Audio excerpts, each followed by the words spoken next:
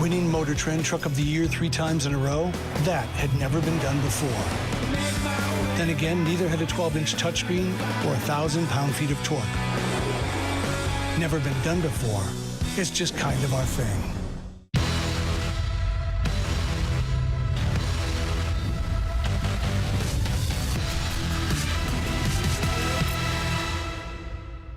Flames TV live at the Intermission, brought to you by Ram Truck, winner of Motor Trend Truck of the Year for the 3rd year in a row. I want to take an opportunity here to remind you tonight is our annual Hockey Talks game. While very much different, not having you, the fans, in here to celebrate and talk about mental health awareness here with us. We have lots planned this intermission to, again, bring light and awareness towards mental health. We'll get to that in just a second, but first let's look back on the second period of play. 2 goals, 1 from each team, and of course it was a 1-0 lead for the Oilers after 1. Jesse Puljujärvi had the goal in the first. Here's a look at what happened in the second period. The scoring comes late in the period. In fact, just over 2 minutes to play. Gaetan Haas gets the goal here. James Neal was the one that gets it to the front of the net. The puck sits there for Haas, who's able to put in his first of the season. In fact, first goal in over a year, February 1st of 2020, so that makes it a 2-0 game. But it was a response from the Calgary Flames that came shortly thereafter.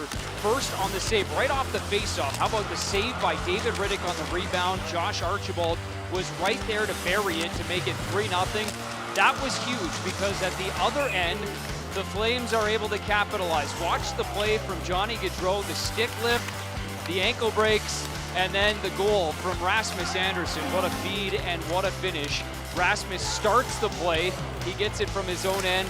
Johnny then sets him up with Rasmus hard down the ice to score his 3rd goal of the season, and a huge one for the Calgary Flames to cut the deficit to 1 as we head into what's shaping up to be a very entertaining 3rd period of play here. The Flames down 2-1. All right, let's get back to Hockey Talks, mental health awareness. It is an important initiative. We've done a lot through this, both here in Calgary and throughout the National Hockey League, and continuing to shine that light. And one of the men we had an opportunity to talk with this week was Zach Rinaldo, a guy that does a lot of work on his own, through his Instagram page, through social media, just talking about mental health, how it's affected him in his life, and how he continues to treat it now as a professional hockey player. Listen in on a conversation earlier this week with Zach Rinaldo. Well, this Friday, the Calgary Flames home game is also Hockey Talks, an annual tradition here with the Scotiabank Saddledome with the Calgary Flames, talking a little bit about mental health. And we're pleased to welcome in Flames forward Zach Rinaldo. And, Zach, I know that this is kind of a topic that's obviously been more widely recognized over the last number of years, the conversations being a little bit more open. But maybe, first of all, for you, when you, think about mental health and Hockey Talks, so what does that represent to you? Represents my my childhood, my upbringing, and my everyday daily life as a hockey player, and just as a general public person. I've grown up with my whole family going through different mental challenges throughout their whole life, and I was as a child going through it with them. And as a 17, 18-year-old kid and junior moving away from home, I have my own challenges too. So it's really close to home for me. When did you realize the importance of it? I mean, you talk about it being around you or just different challenges, but when did you kind of, clue in about your mental health and how it affects your day-to-day and maybe hockey life, but also just, as you kind of touched on there, away from hockey as well? Yeah, it probably started when I first realized how important it was probably my second year pro.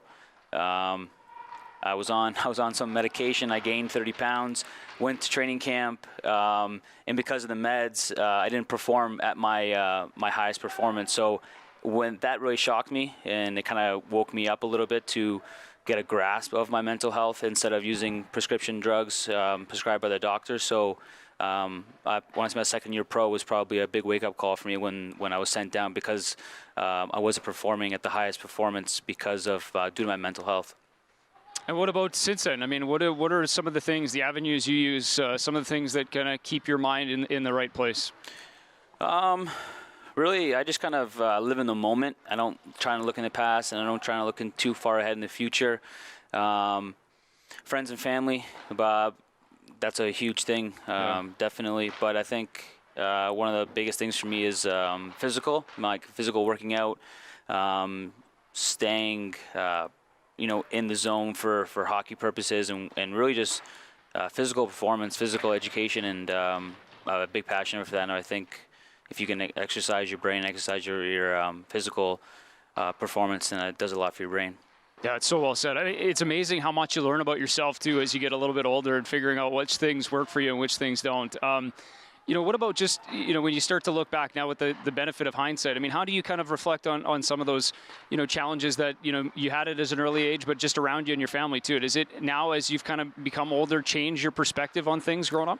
Yeah, it's made things easier. I don't think if I didn't go through what I went through as a child or in my early 20s, I wouldn't be the person I am today. So I'm also kind of, you can say I'm thankful for what has happened. It's like a blessing in disguise. So yeah, I've learned a lot at a young age, and I'm still learning today. But I'm using more of what I've learned now than I am learning now.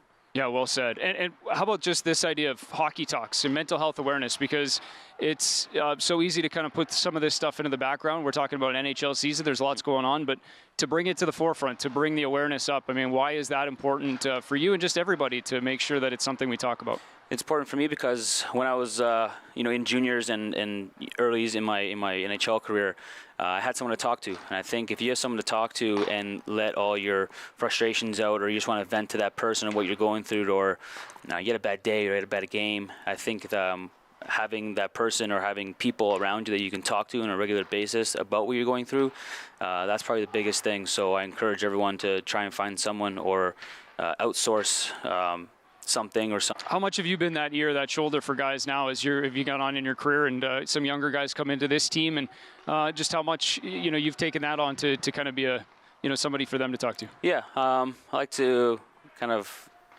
tell myself I'm like a sponge to some of these younger kids in Stockton and in the Flames organization here. If they want to talk about anything, I'll just absorb it, listen to it.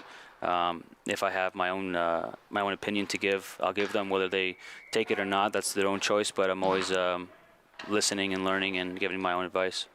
And just one last one for you about Brian McGrattan, and a guy that is obviously in a position with this organization that's kind of similar to that ear, that somebody to talk to. Yep. How important is a spot like that he's in, and would you like to kind of see other teams adapt that throughout the league? I think that's huge, especially with someone like Brian. He's been through so much, and he's open to share his experience and share his story to players and young players coming up in the system. So I think more guys we have like that, the better. The more experience that they can share about the good things and the bad things that they went through, the better it is for everyone in every organization. Our thanks to Zach Rinaldo for sharing his thoughts and obviously some great messages within that interview there, and thanks to a guy like Brian McGrattan as well, who continues to preach the same things that you heard in that interview, be the idea of talking and making sure that that conversation constantly continues. Another person who's done a phenomenal job of that in hockey circles, but also circles within Calgary, that's Sportsnet broadcaster, former National Hockey League goaltender, Kelly Hrudey. Well, his daughter and his daughter Caitlin, and her husband Hayden have created these T-shirts. It's More Good Days Limited. You can go to Instagram to check it out for more, but these are the shirts that they came up with. Mental health advocates to improve mental health in our community. They're sharing stories through art, charity, positive mental health messages. A portion of the proceeds from these shirts are donated to Canada Suicide Prevention Services. Phenomenal message, and great work as always by the Hrudys. I got the shirt here. We'll show you the front of it. There's a little message up in the corner, More Good Days, and then on the back, obviously, where you see the logo there. Phenomenal message, and that's obviously what Hockey Talks is all about tonight. Sorry, I'll get it straight here, guys. Sorry, I want to make sure I reflect it properly, but there it is. So there's the T-shirt, and you can obviously go to the Instagram page. It's called More Good Day Limited on Instagram. That's the handle, so you can check it out there. Purchase the T-shirt and support the cause, and obviously keep the conversation going, because that, bottom line, is the message when it comes to Hockey Talks and when it comes to mental health. So that does it for the second intermission. Let's give you one last update on the 50-50 Remax 50-50 Calgary Flames Foundation. $235,000, and again, this is part of the Hockey Talks theme. All these proceeds, or at least a portion of them, will be directed to mental health charities in our community. So go to calgaryflames.com/5050 to support the cause.